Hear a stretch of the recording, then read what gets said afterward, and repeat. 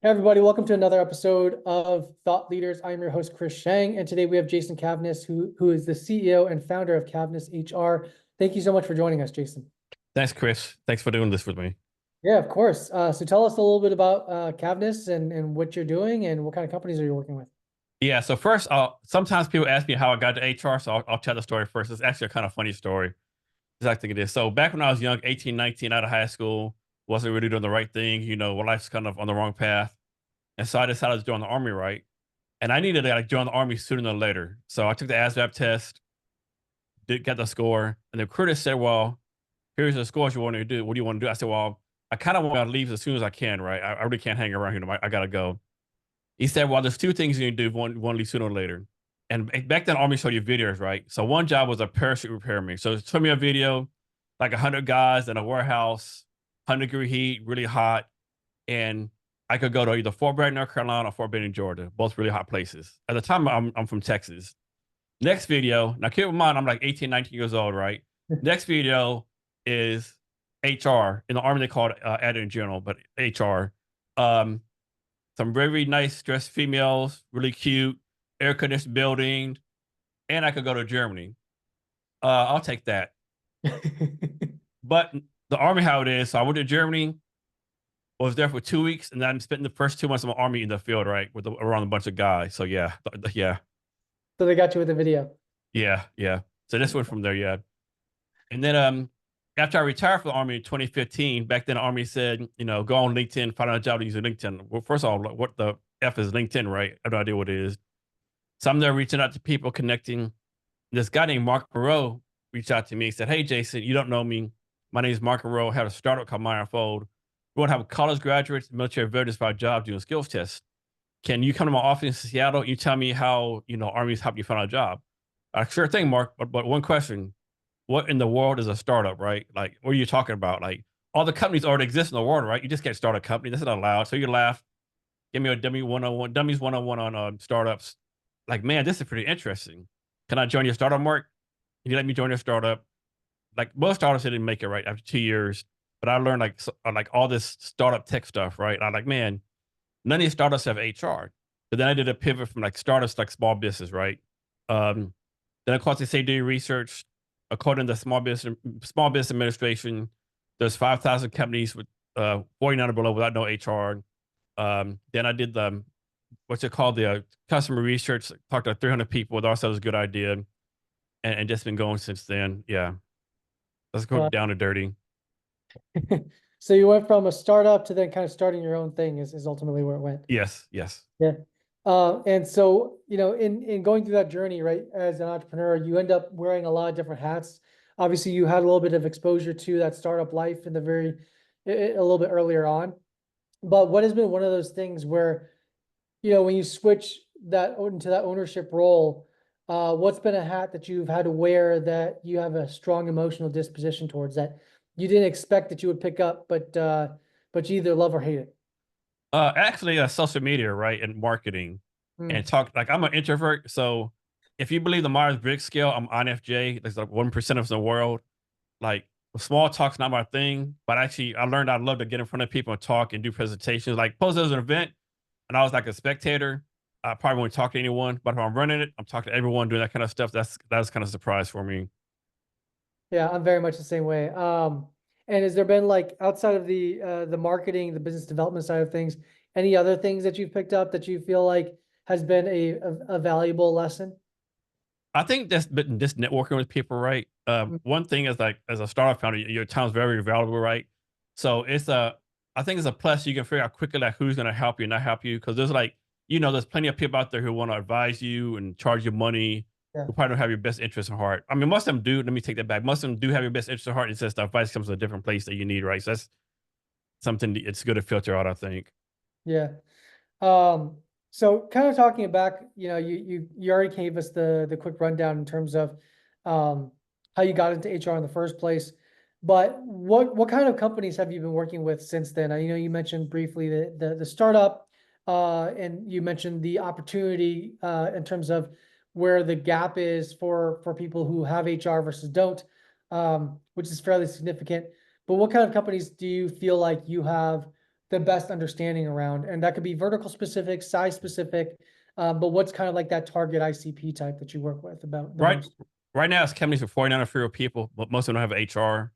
And you'll probably ask me later what they have what problems with. Most of them just don't know what they don't know, right? Like, and most people don't know. It's like if you hire someone, doesn't matter your take on immigration or whatever you want to be, but you hire someone within 3 days, have to prove they work in the United States, right? So the I-9 form, passport, ID card. A lot of people don't do that, or they do it wrong.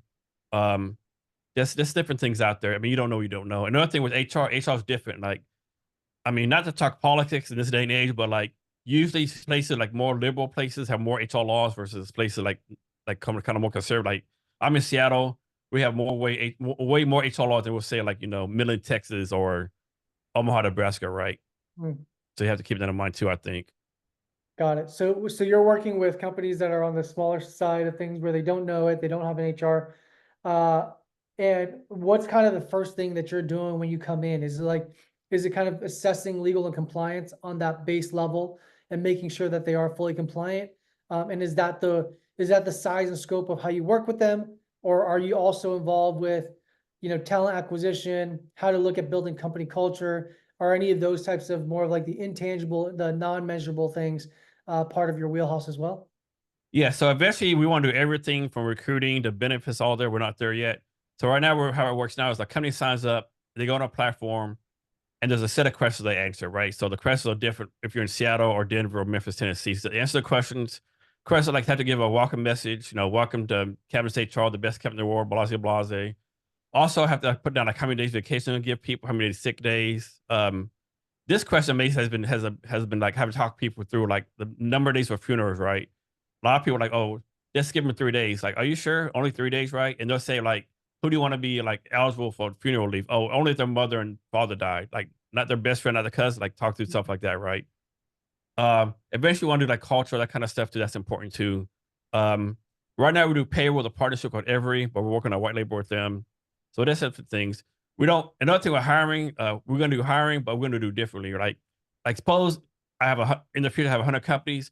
We'll only do hiring recruiting for those 100 companies on a platform, right? Because my theory is if they're with us for another values and be able to help them find a better match for them versus like some random company comes out of nowhere and says, "Hey, Kevin HR, let's do this." Got it. Got it. You also run a podcast as well, correct? Yes, yes, yeah, that's a lot of fun. What kind of people do you have on there? It's all kinds. So when I first started out, I did a market Cabinets HR, so it's called the Cabinets HR podcast. I was talking to only HR people, only 30 minutes, like ding, ding, ding. No one doing HR is gonna buy your platform, right? So, and plus I've learned that I'm curious, I ask questions. So 30 minutes went by too fast, right? So basically I stopped that, changed to the Jason Cabinet experience, and basically talk copy Joe Rogan, right? Um, I've had a US Olympian on there, AI people, brain scientists, all kind of people. And how mine works is kind of different. It's more a conversation. So they give me the bio. I do I stalk them on social media, get my talking points. And then when we start, I ask them, is there anything you don't want to talk about? Make sure I know that what it is. And like when someone comes on to answer a question, my mind is like all these questions coming through. Once they stop talking, that's what I ask, right? Yeah. It's pretty interesting. It's a good time. Yeah. And what's kind of like, I guess, what was the origination for it? Was it out of just natural curiosity? Well, I mean, the pivot towards the expansion of it, because you Yeah. mentioned start off in HR, but then you've expanded since then. Yeah. Just curiosity. Like, I mean, yeah. You can ask so many questions. Like one time I asked someone, what do you do for fun? I do rock climbing. My mom, okay, where do you go rock climbing at? What equipment do you use? How long have you doing this? Is a place you haven't been rock climbing yet? That's those kind of questions, right? And plus, another thing that's funny, like people come to the podcast, they'll be like, Jason, there's no way I can talk for 2.5 hours, right? Maybe 30 minutes. And then podcast is over. They were like, Jason, why you want to talk for 30 minutes? Check your watch. Oh my goodness, you talk for 3 hours? Yes. Like people don't realize when they start talking about themselves, it just tends to flow. Yeah, absolutely. Um, and so I guess my next question is kind of going back towards the HR space. What has been some of the things that you've noticed? And maybe this is not specific to what you're doing right now, because I know you're building on a product and you're kind of leveling things up on what you're already fully aware of and have a breadth of knowledge around, but you're just trying to build out the solution for it. But maybe from more of a high level perspective, Where do you feel like the HR landscape is changing, or how has it changed in the past few years, and then going into the near future? Unfortunately, I don't think it's changed enough, right? And this is my opinion. A lot of HR people disagree with me, right?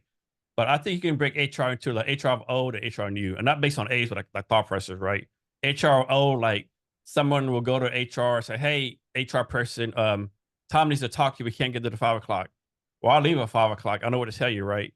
Or, "Hey, HR person, did you know Mary from marketing is thinking about quitting?" What I care. That's marketing's problem, right? Where new HR is more proactive, right? Part of the best example, let's suppose you have a company and we'll say Susan's your best employee. But last 3 years, Susan just kicks butt, is just the best employee. But she misses work for 3 days in a row. You have a policy that says anyone misses work for 3 days in a row without an excuse gets automatically fired. Old HR be like, okay, she has to go. New HR be like, can we at least find out why she missed 3 days work? Like, like what's going on, right? And take it a step farther, even the owner would say, "Hey, I know we shouldn't fire Susan, but my policy is a policy." New HR would be someone do something like, "Hey, we can fire her. There's nothing said we can't bring her back with everything the same, right?" So that's a new mindset. I think too many people are set in the old HR ways, but that's just my opinion. I know a lot of people probably disagree with me. Got it. And where are you seeing, like, we have a lot of like companies that are in like the tech space, right? And I think that's a little, sometimes it's similar in terms of how it is related back to traditional SMB mid-market type of companies, brick and mortar businesses. But sometimes it's a little bit different, right? I think in terms of the level of their level of capability for change is maybe a little bit higher than traditional, small businesses. Uh, well, in your experience, where is that like old new mindset the most challenging for you? Like or that you've noticed to be the more challenging areas? Like, is it certain types of businesses, certain locations, areas? And we'll start there, but then I'm curious as to like how do you then impact change? Yeah, I think the challenge with tech startups is like, they know HR is important, but they have so many things going on, right? They're like, even though I take all the stuff off the plate too, they still have to have an initial time to do stuff with me, right? But they're like doing the tech development, MVP, schematics, customer acquisition, right? And they have a limited team, right? Limited time, right? That's a challenge too. And a lot of them, like a lot of them will say, we're not hiring anyone. So I have to explain why we don't actually do hiring, right? Or they say we need to wait to 50 employees. I have to explain to them, right, the challenge they have, like with culture, right, with hiring. They'll say, well, we're hiring our friends, right? Well, that's fine and good, but right, you don't want to get like employee number 20 and have a bunch of eight all Asian females, so to speak, right? What's your plan for that, right? But it's just an education process, right? But they don't have time, right? I don't understand that, right? So it's on me to educate them. Like I'm always doing networking stuff, doing stuff for free, but it's a challenge, right? Got it. And what is it about it that you love? Or like why do you, I know initially it was a video with, attractive women that were like nice dressed and the whole nine, but like, people make pivots in their careers. So what has been it about it for you that you ended up deciding to stick around, not only stick around, but end up building your core business off of it? Yeah, so you think about it, if you have a business, HR is the only business function that's going to touch every employee from the time first day they get there to the day they leave, right? You might have someone that works in marketing will never talk to someone in engineering, right? Or someone in engineering will never talk to someone in something else.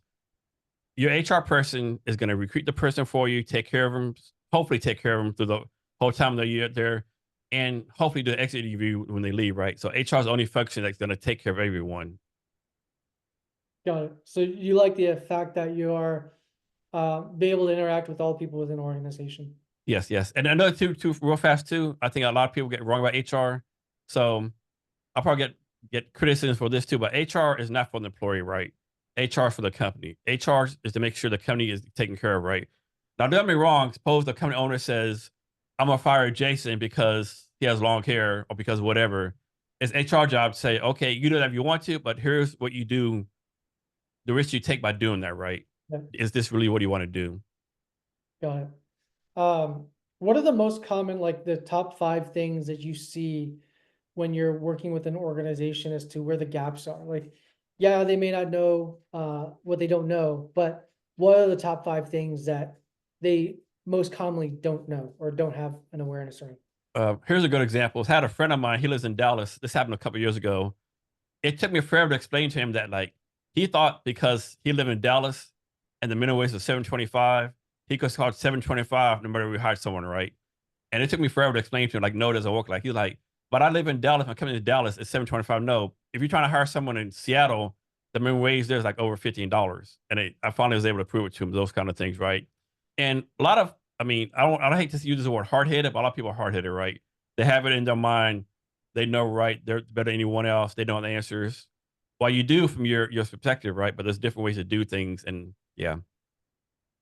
And how do you make them aware of like the necessity for change, right? So I think like part of what you're talking about is this old mindset of, you know, that I'm physically here, my business is physically here, but now we've switched from what is, you know, pre-pandemic, pre-COVID of like being in offices to a very highly distributed team. And that way of thinking obviously isn't conducive to what the new landscape of what work life is like, right? So how do you get people to, I mean, I think that analogy is pretty clear, but it seems like some people still are battling the fact of thinking in the old ways, even though so much has shifted. So how do you get people to start changing? Because I feel like that's a different skill set than just being like, here are the facts. But you also have to be able to almost like psychologically and emotionally appease them in a certain way for them to be bought in. Yeah, to be honest, Chris, it's hard a lot of times, right? Because people are sending their ways. A lot of people are like, I've done this way for 20 years. We have good profit, but sure, but like you can do better, right? Your profit can increase, right? And you just got to show some of the business case, so to speak, some stats that shows remote work people actually increase ROI by certain percentage, right? You just have to try to like increase stuff, decrease stuff, you know. And a lot of them still would like be like, okay, this is my business, this is what I'm gonna do, right? And then what can you do, right? Because there's nothing saying that you have to have all your workers remote or anything like that, right? Mhm. But it is a challenge sometimes, especially with people who have been in business for themselves 10, 15, 20 years. Got it. Um, yeah, for sure. Um, and in those situations, so like, you know, do you work with do you work with them? Like at what point do you cut off that conversation where you realize that they're not going to evolve, they're not going to change? I've done that a few times. Like I think a big thing for your listeners, like sometimes you have to quote unquote fire your customers, right? Like in the past, I had one customer. So everything with us is in the cloud, right? This one customer wanted, he had like 30 employees. He wanted us to print out 30 employee handbooks and deliver it to everyone's house. Like we're not doing that, you know, so things like that. But it is a challenge, right? Some people are open to change. I think my thing is like once I'm able to prove like the ROI increases or decreases depending on what they're doing, right? But some people, it's like they're stuck their ways and there's nothing you can do to change it, right? They're like comfortable, so to speak. They're like, I'll make this up. They said they're making $1 million a year in profit. They live a lifestyle they want. They really don't care about improving stuff for themselves or the employees, right? Hmm. Yeah, I mean, yeah, I see that. Um, and I think you have probably more of like a interesting perspective, but like what are the things that are like hot topics for you right now? Like what have you seen in terms of the evolution of the concerns and the priorities as it relates back to HR? Because you know what I think it is this year is probably different than it was 3, 5 years ago. And what does that shift look like? And where do you think it's going in the near future? I think one thing too, maybe this is coming to Seattle area, but a lot of people like they're like, I'll put this without getting blasted. So they're like pro hiring a certain group, right? Yeah. Whatever that group may be, right? And I tell them, okay, that's fine. And daddy, you want to like hire someone in this group you support, but like, is that really the best person for your job, right? Like, so you need to hire a director of marketing. You want to hire, we'll say, an Asian female. That's fine and good, but if someone interviews and they're like not Asian female, they're actually better for the job. Is it best for your business still hire an Asian female or whatever the case may be? Maybe it is, maybe it isn't, right? So those kind of decisions, don't hire someone just to be performative. Is that really going to increase your R, increase your business, right? Maybe it is, maybe it doesn't, right? But just be open to that. Are you saying like to make sure that they hit like their diversity and inclusion numbers kind of thing, and that's why they'd be doing it, but it's probably not from a practical standpoint necessarily the smartest thing? Yeah, yeah, yeah. that's a good point. Diversity. I think a lot of people get diversity kind of confused. Like a lot of people say, I'm hiring like fill in the group, right? Is that really diversity hiring, right? If you're only hiring one group you support, right? Diversity is like everyone, right? Like, I mean, I'm a firm believer you can get like four Hispanic females in a room, and like they're the same class Hispanic female, but you break it down to diverse, like probably with the different schools, might be different languages. Like the best example is this happened like 5 or 6 years ago. And so there was a company in Canada that got awarded as the best, most diverse something in Canada, right? Well, it's all white females, right? No, all white people, right? Plus, they got blasted. Well, one person clapped back and said, "Okay, true, all white, but three of us are part of the LBTQ community. Two of us are disabled. Three of us are immigrants." So they broke it down like they were diverse every way except for color, right? So I think people kind of, I won't say messed it up, but get it confused, right? But this Yeah, is my opinion again. got it. Cool. We're rounding up on the time, but I just wanted to kind of pick your brain on a couple other things. Number one would be just, for you, where are you taking Cavness HR? What is the thing that you're primarily focused on in the next 6 months to a year? So next 6 months, well, actually right now, just getting more customers, getting fundraising. Like as you know, right now, it's not the best fundraising environment. But then again, like I joke around, it's never a good time to find a job or raise funds, no matter what. Right, so we're doing that right now. We have 9 paying customers right now, and just getting more customers. That's customer acquisition, all that kind of stuff. Like, talking to investors. Like I joke around, people say, "What are you doing today?" Oh, I'm gonna make some more people for money. Got it, got it. And where would you like to see the business in 5 years from now? In Say five you're years, funded, you got your product out. Where do you imagine the business to be? I want to compete with like Bambi, Bamboo HR, Zenefits, ADP. I want to like be one of the. Basically, my vision is when someone starts a company and it's time for HR, they think of Kevin as HR off the bat, right? That's the big time vision. Got it. Very cool. On that note, I want to say thank you so much for the time and sharing your visibility, your insights, and your journey. Thank you, Chris. Really appreciate it. Thanks for doing this. Yeah, of course. Thank You you. added a lot of value to a lot of people. Yeah, yeah. Same to you.